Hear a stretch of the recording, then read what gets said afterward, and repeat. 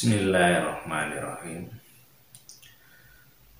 Assalamualaikum warahmatullahi wabarakatuh. Alhamdulillahirabbil alamin. Wassalatu wassalamu ala asyrofil anbiya'i wal mursalin wa ala alihi wa ashabihi ajma'in. Monggo. Saudaraku sekalian, pada kesempatan kali ini saya ngambil tema tentang kepentingan. Pada dasarnya setiap manusia pada umumnya melakukan segala sesuatunya itu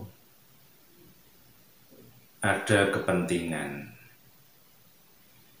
baik itu kepentingan untuk pribadi ataupun kepentingan untuk golongan atau kepentingan yang lebih luas lagi. Dan itu kalau bahasa agamanya adalah niat. Jadi segala sesuatu itu ada niatnya, sehingga dalam hadis itu ada kalimat innamal a'malu binniyat, bahwa segala sesuatu itu tergantung niatnya. Kalau niatnya baik, ya insya Allah itu akan dicatat sebagai suatu kebaikan. Dan kalau niatnya buruk, ya maka akan dicatat sebagai perbuatan yang buruk tentunya. Walaupun apa yang dilakukan seseorang itu ya tidak hanya sekedar modal niat, tentunya juga diiringi dengan perbuatannya.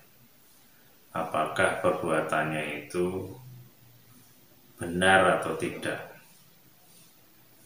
Karena banyak orang yang melakukan sesuatu yang menurutnya ya benar, tapi itu kan menurutnya, bukan menurut yang sebenarnya, menurut Allah dan Rasulnya. Maka niat itu harus diluruskan dan diiringi dengan perbuatan yang benar. Dan kalau tadi disampaikan bahwa niat atau tujuan itu hampir sama dengan istilah kepentingan tadi. Memang biasanya kalau kita mendengar istilah kepentingan, biasanya agak miring, karena bahasa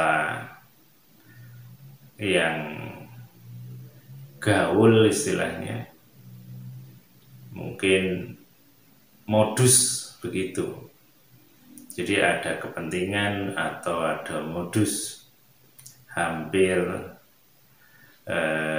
sama. Cuman kalau modus lebih nampak cenderung ada niat yang kurang baik. Biasanya seperti itu. Tapi sebenarnya hal yang seperti itu bukan hanya manusia saja. Tuhan pun menciptakan kita itu juga ada niat atau ada kepentingan. Walaupun kepentingan itu yang pada akhirnya ya untuk manusia itu sendiri kebaikannya. Dan itu sering kita dengar firman Allah yang berbunyi, wa ma khalaqtul jinna wal insa illa liya'budun, yang artinya, dan tidaklah kuciptakan jin dan manusia kecuali untuk beribadah kepadaku. Itu kata Allah seperti itu. Jadi Allah pun menciptakan kita dan jin itu ada maksud, ada tujuan, atau ada kepentingan, yaitu untuk agar kita itu beribadah kepada Allah, mengabdi kepada Allah, mengikuti aturan-aturannya, apa yang diperintahkannya, apa yang dilarangnya, yang ada di dalam Al-Quran. Dan tujuan Allah itu ya untuk kita, untuk kebaikan kita, agar hidup kita itu selamat di dunia dan di akhirat. Insya Allah seperti itu. Nah, menyinggung tentang kepentingan ini, kalau kita sudah tahu bahwa Allah itu menyuruh kita untuk beribadah, maka apa yang kita lakukan harus sesuai dengan kepentingan atau keinginan Allah tadi, atau tujuan yang diinginkan oleh Allah kepada kita tadi. Sehingga apa saja yang kita lakukan, baik dari cara penggunaan pikiran kita, menggunakan mata kita, telinga kita, lisan kita, bibir kita, tangan, kaki, hati, dan semuanya seharusnya mengarah kepada apa yang diinginkan oleh Allah. Dan disinilah yang kadang-kadang boleh jadi kita tidak berpikir sampai sejauh itu, tidak terpikirkan bahwa apa saja yang kita lakukan dengan menggunakan seluruh anggota tubuh itu untuk menuju kepada kepentingan Allah, untuk sujud taat kepada Allah. Dan contoh yang kadang-kadang kita itu tidak terpikirkan ke situ, umpamanya ketika kita mengomentari seseorang, baik itu perilakunya, baik itu pemikirannya, ataupun pemahamannya, atau ucapan-ucapannya yang lain yang menurut kita ada sesuatu yang keliru atau ada sesuatu yang perlu diluruskan,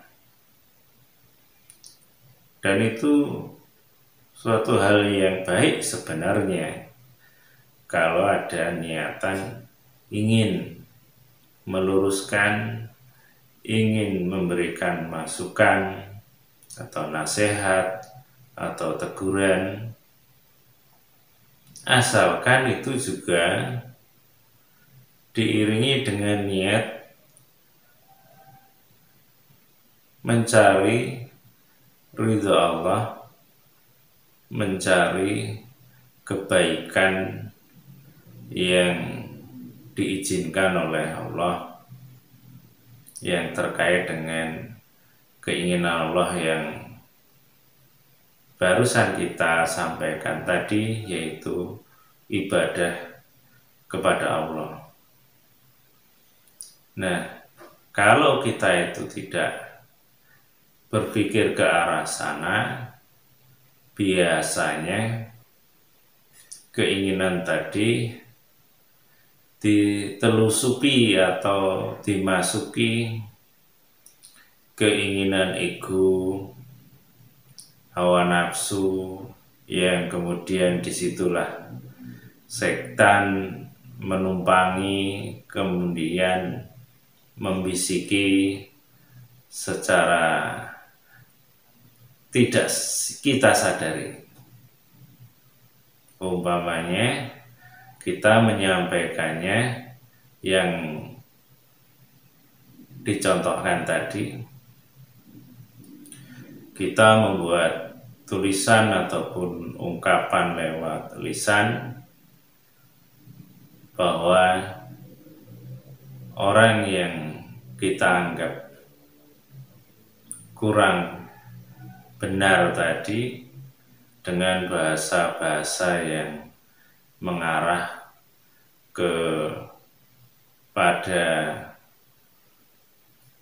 merendahkan, melecehkan, mengolok-olok, atau mentertawakan dengan mungkin juga senyum yang mengejek. Bisa saja seperti itu. Umpamanya kalau bentuk kalimat itu apa itu ngomongnya kok ndak karuan, awak sudah profesor, dokter umpamanya, tapi bahasanya seperti orang yang tidak berpendidikan, umpama. Ini hanya umpama saja. Yang jelas kalimat-kalimat itu bukan meluruskan yang terasa, tapi merendahkan, melecehkan, dan mempermalukan di depan umum. Nah, itulah yang harus kita ketahui. Jangan sampai kita itu punya kepentingan tadi, yang seharusnya kepentingan itu dikaitkan dengan kepentingan Allah.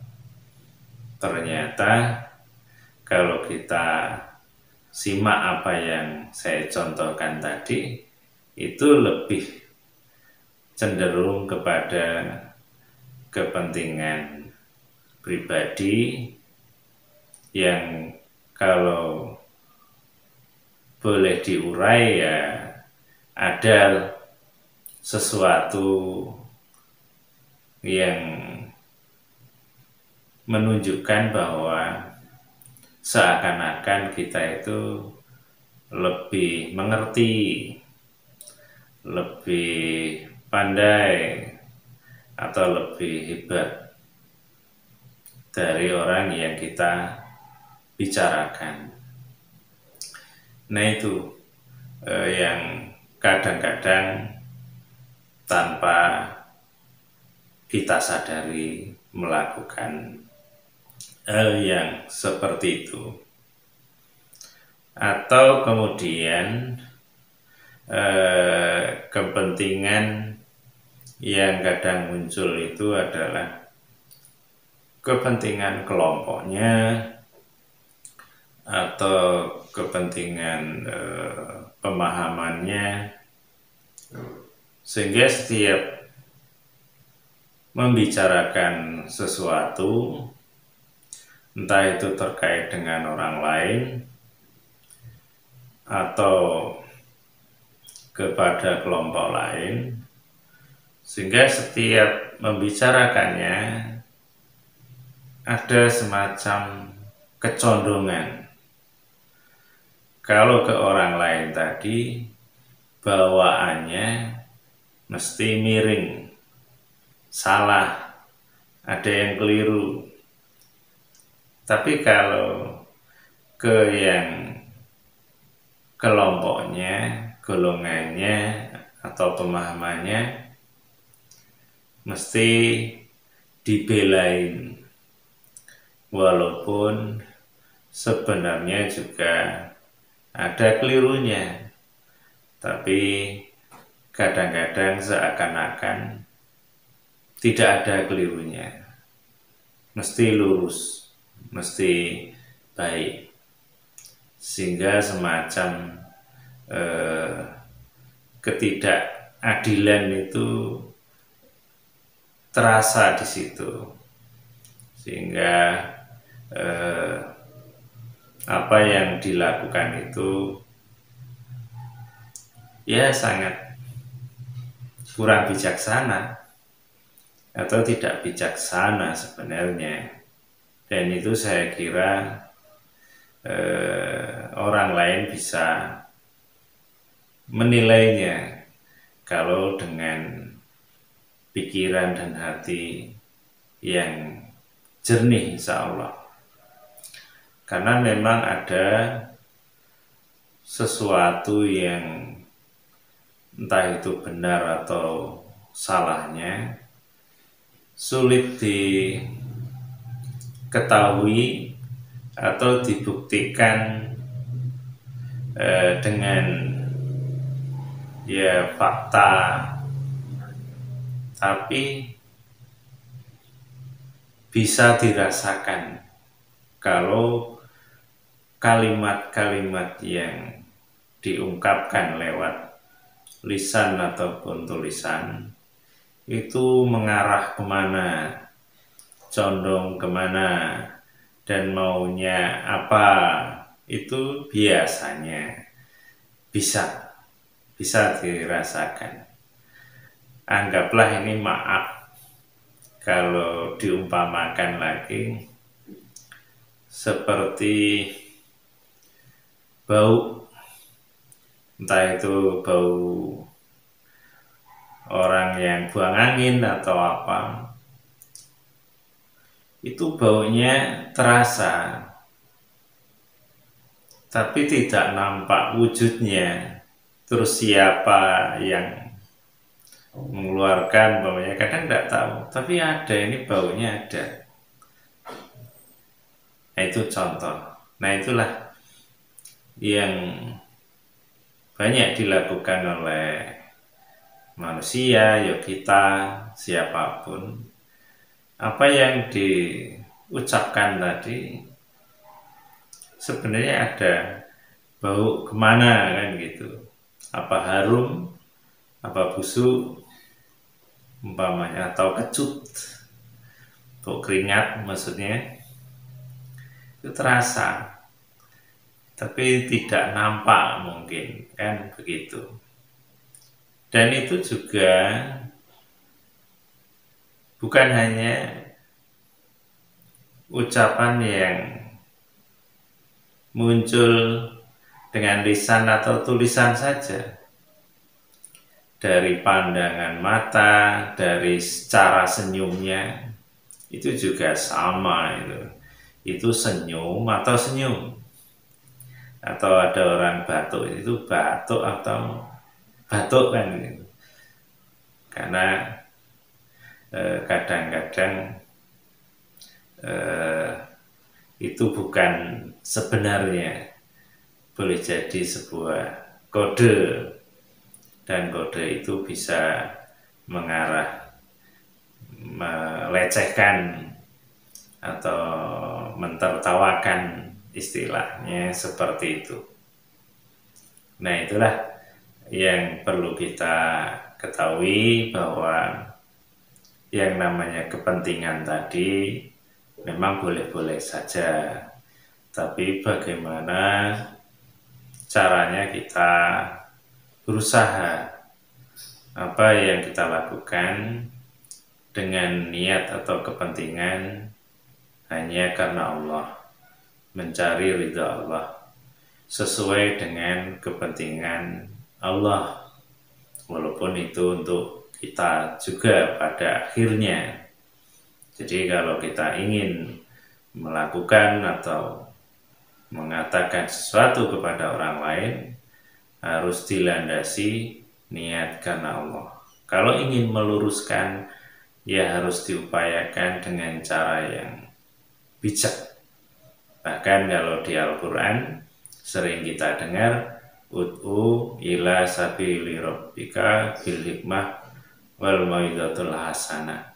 Ajaklah ke jalan Tuhanmu itu dengan hikmah, dengan bijaksana, dan contoh suri tauladan yang baik.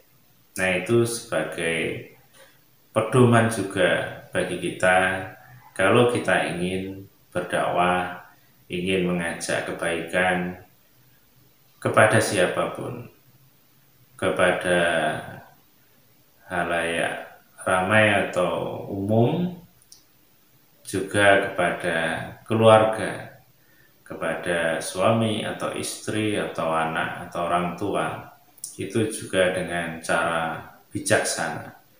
Sehingga ada istilah Jawa yang itu juga sangat baik, yang kalau kita pakai, yaitu ngono ya ngono, ning ojo ngono. Kira-kira artinya kita itu ya bolehlah menegur, menasihati, mengajak kebaikan, tapi ya mbok ya jangan begitu, jangan dengan kata-kata yang menyakitkan, merendahkan. Mbok ya jangan di depan umum, sehingga menjadikan malu, dan bukannya malah mengamini, mengikuti saran itu, mungkin malah menimbulkan rasa kebencian, ketidaksukaan. Walaupun sebenarnya maksudnya baik, tapi ternyata apa yang disampaikan itu dengan cara yang tidak baik, bahkan bisa jadi cenderung tidak tulus, tidak niat benar-benar ingin mengajak kepada kebaikan, tapi sudah tercampur dengan kesombongan dan apa istilahnya, dengan sikap kata-kata yang sangat tidak enak didengarkan oleh siapapun. Padahal Islam mengajarkan akhlak mulia. Islam diturunkan itu untuk menyempurnakan akhlak. Nah, itu saja yang bisa saya sampaikan. Mungkin cara saya menyampaikan ada yang kurang berkenan, ada yang keliru, saya mohon maaf. Dan kepada Allah saya mohon ampun. Dan saya akhiri. Assalamualaikum warahmatullahi wabarakatuh.